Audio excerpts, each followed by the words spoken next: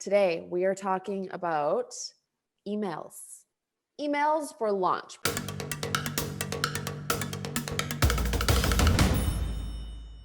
Particularly emails for the first day of a timed launch, which might be like, Joanna, how could you possibly take 20 minutes to talk about just the emails sent on the first day of a timed launch? And a timed launch being like, you've got a start date and an end date. So basically like a campaign. Most people would call it a campaign. Increasingly, it's just called a launch. In some spaces. I'm going to share my screen and we're going to talk through the emails that we have planned for day one of the upcoming April 15th Copy School launch. So last week in Tutorial Tuesdays, part one of this 3-part series, we talked about the pre-launch stuff. So what we're going to do with like mini copy school, Jacinda, and segmentation in particular. And then of course the question is, okay, well, why are you segmenting so much? Or why is that a big part of what you're working on? And that is because obviously, as we talk about all the time, including in copy school, segmentation is a huge part of getting people to open your emails and keep opening and reading your emails. And if you're going to actually depend on emails at all as part of your business, you want to make sure that you are opening those emails. So are you seeing emails for the first day of a timed launch? Cool. Otherwise you'd be seeing my Slack. So there we go. I'm going to dive right in. I'm looking at a different screen, so if you can still see my face, I'm looking away from you. And yeah, here we go. Part 2 of 3. So, right, we're talking about increasing relevance. It's a huge part of getting people to, again, as I said, open your emails and keep opening your emails so that when the time comes for them to actually get that paid value from you, they're more likely to. So for us, that means starting with segments, where our pre-launch efforts, as I said, included a big emphasis on segmenting visitors. And I say included because in our brains, it's like it's already ready to go, but it still hasn't launched yet. So that's coming up soon. Then we develop action triggered maps. And that means you don't just send an email to everybody because it's day one. So here's our launch email, as it's often called. We want to make sure that every time someone takes an action, that is a signal that they're interested. It doesn't mean that they're interested in buying. They could be very curious and they just want to watch the launch happen. That's a scenario. But we want to make sure that we're kind of defaulting to this idea that, okay, if someone clicks on a link in an email, that doesn't just mean, oh, send them to the sales page. It means a lot of things, right? It means they care. They may not buy right now, but they could buy later. We're going to want to tag them. We're going to want to retarget them. We're going to want to send follow-up emails. We're going to want to time what they do next. All sorts of things that we need to think about as conversion copywriters. If you're involved in creating emails for launches or for any campaign, or if you're involved in just making funnels, simply saying, hey, client, here's the email for day one is just not enough, because by day 3, you haven't really tapped into any of the reactions that people have to your emails. So what you're going to see in these action triggered maps is going to be a little detailed because it's good to be detailed. We have time. It's an important thing to do. We have to make time for it. And for us, increasing relevance here is actually writing 4 times the emails. Now, that doesn't mean one person's going to receive 4 times the emails. It means, because right at the top, number 1 here is start with segments. We have 4 key segments, 3 of which each get their own sequence. And then the 4th one kind of is like a catch-all for those who didn't segment out during the pre-launch stuff and who don't segment out during the actual launch. And then we have a whole bunch of other little emails actually too for existing copy schoolers who have other things that we're going to be telling them about, for people who have just purchased one program from us and now's a chance for them to get into copy school, and more and more and more as we go. So there's going to be a lot of emails. We've already chipped away. We've got most of them written now, and I was going to walk you through a template today. But as I was putting this together, I was like, well, this funnel map alone for day 1 for one segment is actually quite a bit to walk you through. So I'm going to walk you through it. So as you know, we're segmenting. This is back to number 1 on that previous slide. We're segmenting as many people as we can really early on. Make sure we know who's reading what email so that we can send them messages that matter to them. And that really does mean that everybody's going to get an introducing, like a day one first email, but they're all, a freelance copywriter cares about things differently and talks about things differently than an in-house copywriter. Yes, they both want to get good at copywriting, but the freelancer does because they need to make money. They need to look pro in front of their clients. They need to get more referrals, so they need really good results. Whereas an in-house copywriter needs to battle against this familiarity that their team has with them, being seen as a wordsmith, having to constantly educate their team about like, oh guys, I don't just randomly write shit down, like I'm here to get sales for you. So those are two very different things. There might be overlap throughout, but if we just send all copywriters one email, that's when we run into things like really long emails, because it'll have parts like, if you're a freelancer, and then it's a whole paragraph of things. If you're in-house, and it has a whole paragraph of things. And conditional messaging can help us overcome that. And we're using some conditional messaging as well. But by and large, we're just going to treat every segment as its own sequence, its own funnel, and work through actually targeting them with, and that does mean spending more time. That means writing more emails. So let's look at day one for just one segment. So you just saw those 4 segments. We're going to talk about one day. This is launch day for one segment. So we always want to start with the trigger for anything we're doing. A time like a campaign like this, where you've got a launch day and a close day, unlike an evergreen or an onboarding sequence or something like that. The trigger here is, okay, the date is April 15th and the time is 8:57 a.m. Pacific time. Okay, that's the trigger that we've got. Start with that, and then we need to go from there. And again, this is just for day one. Day two, or the second round of emails to move people further along if they haven't purchased yet, is going to have a different trigger. And in most cases, that trigger will be, date is April 16th, time is, and it might be local time is whatever, 24 hours from the last time from the last email they got, or when they last opened. We have construction going on downstairs, COVID. So if you hear hammering, sorry. Okay, so most people write 1 or 2 emails for their whole list for launch day. And those 1 or 2 emails are like a massive blast to the list. That's day, like the start of day, the first email, hey, introducing, or hey, the launch is here. And then later on in the day, maybe at 4 o'clock, there's a second email sometimes. That doesn't often happen. A lot of people just write that 1 email, max 2 emails. And again, it's going to the whole list. But we need to think about all of this stuff. And the reason I'm teaching you this right now is because we're conversion copywriters, or we're digital marketers, or we're conversion consultants, and we're trying to increase conversions. It's not enough just to say, hey, let's do launch emails. We can do better than that. We just have to dedicate ourselves to doing better than that. So we know that day one and the final day of a launch campaign are typically the top performers, and that can vary. So I say typically, because if you have a really good like slump bump in the middle, so the middle of a campaign, there's typically like a slump, and you have to throw a bonus at things or do something else to get people to care in the middle of a launch. So there are times when the first day and the final day are not the top performers, but very, very often we see that, like that bridge, whatever that kind of bridge is, where it's like peak, peak, and then it's kind of like a drop in the middle. So if we know that day one is so important, why are we sending 1 email to our whole list and asking them all to care in the same way? Is it just because we're like, well, the power of all of our pre-launch activities and the fact that we've, they're excited for it. We're just like launching this thing. There's a lot of like baked in interest in jumping in right away.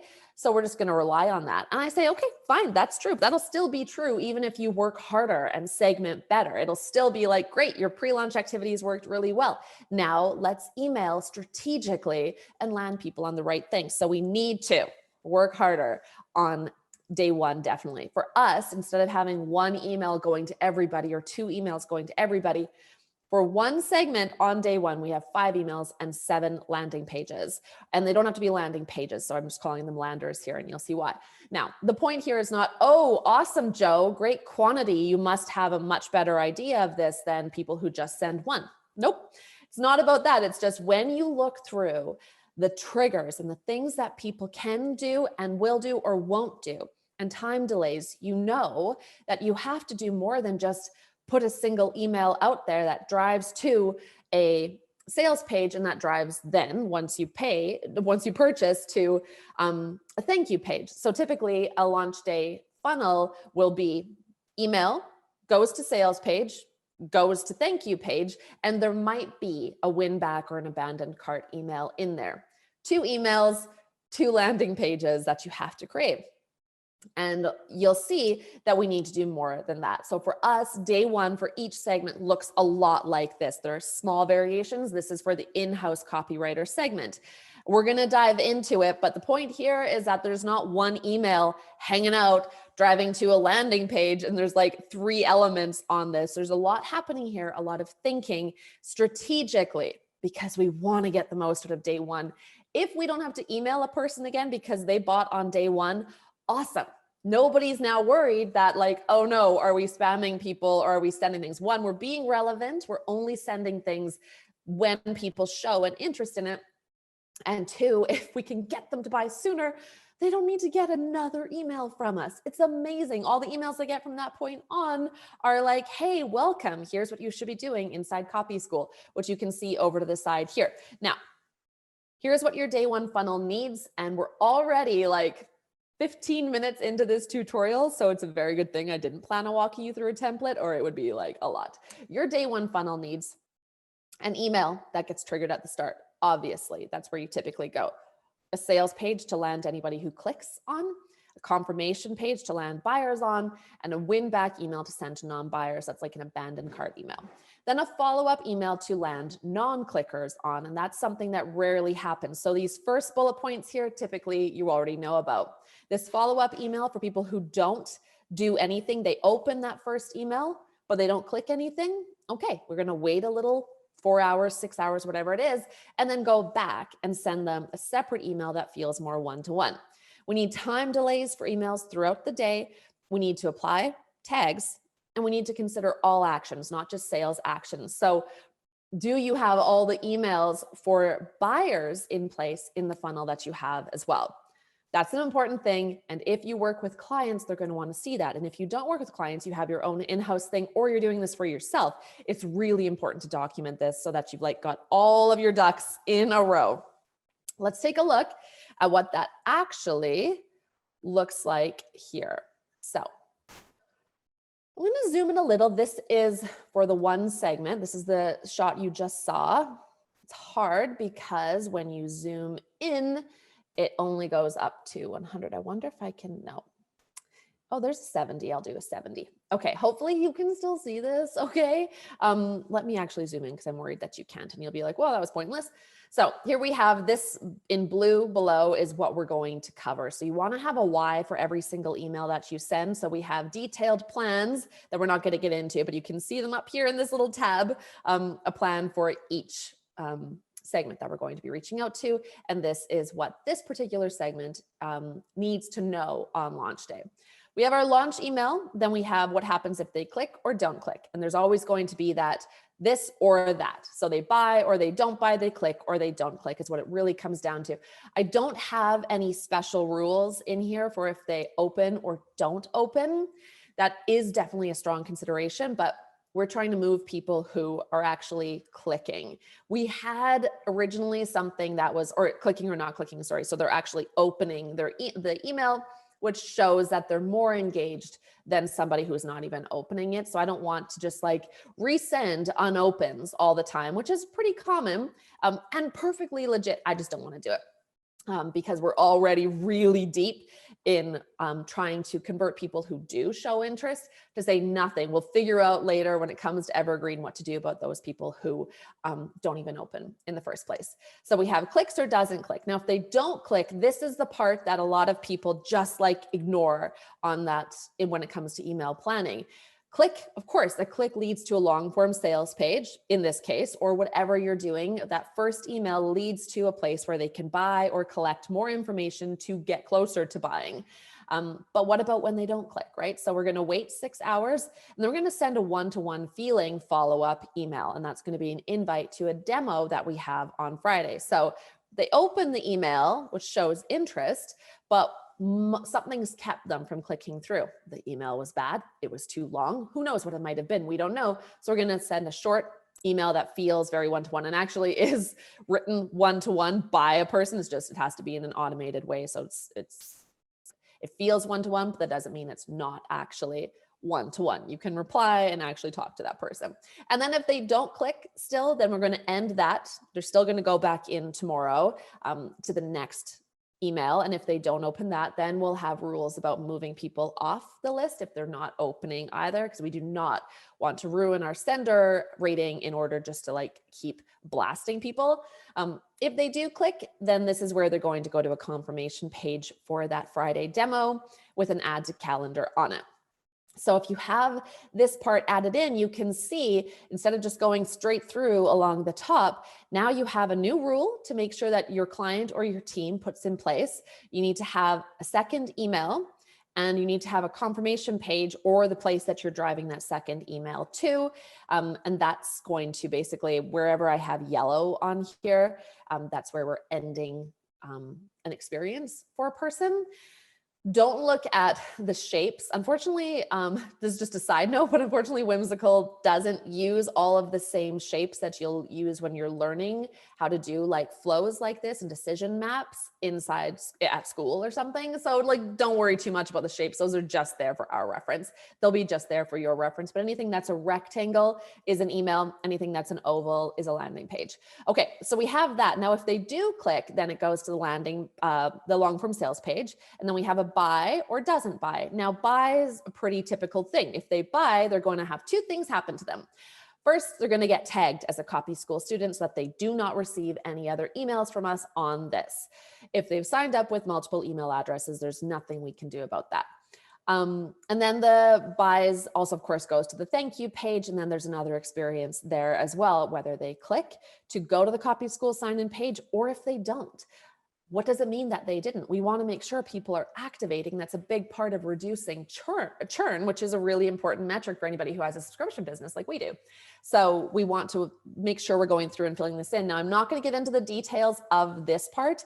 Just know that it is something that you have to work through when you're putting together any map. And of course, this part, this whole all of these elements here, it's basically a mini funnel.